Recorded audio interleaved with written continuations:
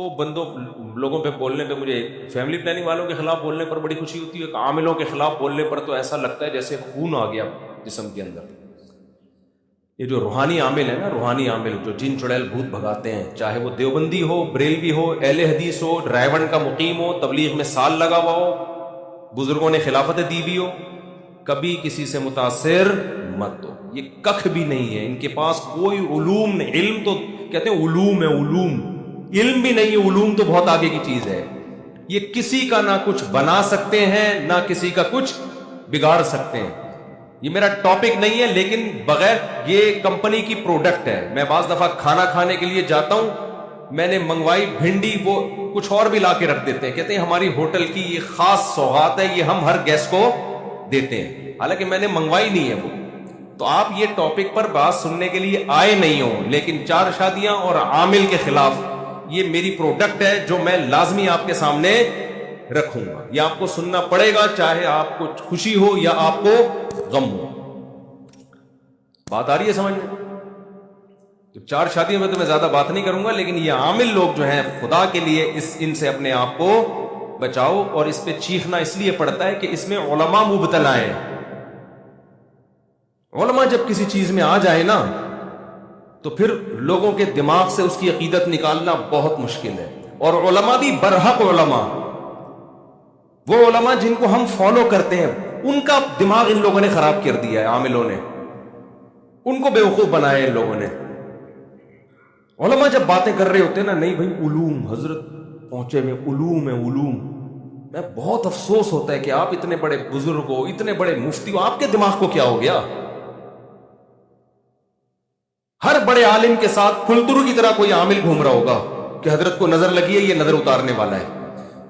ہر بڑے بزرگ کو نظر لگ رہی ہے آج کل مارکیٹ میں، فالج ہو رہا ہے تو جادو چل رہا ہے ان کے اوپر، فلانے نے کچھ کر دیا۔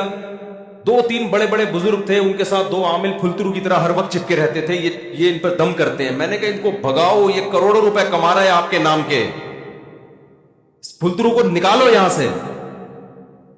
تو ایک میرے ساتھ عزم کرو، میں نے ابھی بیعت کرنا شروع نہیں کیا، لیکن جب میں بیعت کروں گا نا، تو جو بھی میرے ہاتھ میں بیعت ہوگا میں اس کو یہ بولوں گا کہ مجھ سے وعدہ کرو کہ اپنی نسلوں کو روحانی عملیات سے بچاؤ گے، نسلوں کو، ورنہ میں بیعت ہی نہیں کروں گا۔ چاہے جن آئے نہ آئے، بھوت آئے، چڑیل آئے، عامل کے پاس بولو نہیں جانا، کوئی تعویذ نہیں، کوئی روحانی نہیں، سب ڈرامے بازی ہے۔ تعویذ کے جواز کا میں قائل ہوں، لیکن چھوڑ دو، جواز عدم جواز کی جو جائز تعویذ ہے اس کے جواز کا میں قائل ہوں، لیکن اس بحث میں نہیں پڑھو۔ پوری زندگیاں برباد ہو جاتی ہیں، فلانے نے کر دیا، فلانے نے کچھ کر دیا، ڈمکانے نے کچھ کر دیا، فلانے جٹھانی نے ساس پہ کر دیا، ساس نے بہو پہ کر دیا، بہو نے سوکن نے ایک سوکن پہ کر دیا۔ آپ بڑے بڑے مدرسوں میں جاؤ گے نا اپنے گھر کے جھگڑے لے کر، وہاں کوئی نہ کوئی بیٹھا ہوا ہوگا روحانی، وہ بتائے گا آپ کی، میں نکالے گا، بولے گا اصل میں آپ کی جٹھانی نہیں، آپ کے اسلام کہہ رہے ہیں رشتوں کو جوڑو، اور آپ جٹھانی پہ بلی ڈال کے، وہ پہلے ہی دونوں توے پہ بیٹھے ہوئے ہوتے ہیں۔ جٹھانی اور جٹھانی کا اپوزٹ کیا ہوتا ہے بھائی؟ جو بھی ہوتی ہے خاتون، اس کی جو جٹھانی اور وہ خود، وہ دونوں ایسے ہوتے ہیں ہر وقت جیسے گرم توے پہ پہلے لڑنے کے لیے تیار ہے۔ جب آپ نے کہہ دیا کہ اس نے کچھ کیا ہے، تو بس اب قیامت تک نہ ختم ہونے والا سلسلہ شروع۔ اس لیے اس شہر سے نکلو۔ انگریز نے ترقی کیوں کی ہے؟ وہ اسباب کو دیکھتا ہے۔ اسباب پیدا کس نے کیے ہیں؟ اللہ نے۔ لہذا اسباب کو دیکھنا یہ شریعت کے خلاف نہیں ہے۔ جو کام اللہ نے جس چیز کا رکھا ہے وہ تو اللہ نے رکھا ہے نا۔ دیکھو ایک آدمی کیا کرتا ہے، بھوک لگتی ہے روٹی کھاتا ہے۔ اب کوئی اس سے کہے کہ بھوک لگ رہی ہے روٹی کھا رہا ہے کیوں؟ کہہ رہے بھائی سبب یہ ہے، سائنٹیفک لاجک ہے، جب بھوک لگے گی تو روٹی سے پیٹ بھرے گا۔ سارے سائنسدان اس پر متفق ہیں۔ کوئی کہتا ہے تو سائنس کو مانتا ہے، ہم تو صرف قرآن و سنت کو مانتے ہیں بھائی، ہم سائنس کو لفٹ نہیں کراتے۔ یہ مذہب کے نام پہ حماقت اور بے وقوفی کی بات ہوگی کہ نہیں ہوگی؟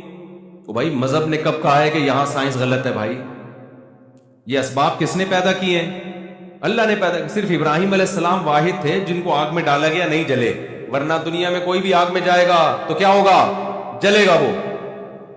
کوئی کہے عیسیٰ علیہ السلام بغیر باپ کے پیدا ہو گئے، لہذا میں وداؤٹ میرج میں بھی چاہتا ہوں میرے یہاں بچہ پیدا ہو جائے۔ اب لوگ کہہ رہے ہیں بھائی سائنٹیفکلی یہ ممکن نہیں ہے. وہ کہے عیسیٰ علیہ السلام کے کیسے ہو گیا, حضرت مریم کے کیسے ہو گیا وداؤٹ ہسبینڈ؟ تو اسے کہا جائے گا بھائی وہ اللہ کی ایک قدرت کی نشانی تھی, وہ اللاجیکل کام تھا جو اللہ نے کر کے اپنی قدرت ظاہر کر دی. لیکن اللہ کی عادت کیا ہے کہ جو کام ہوتا ہے وہ اسباب کے تحت ہوتا ہے.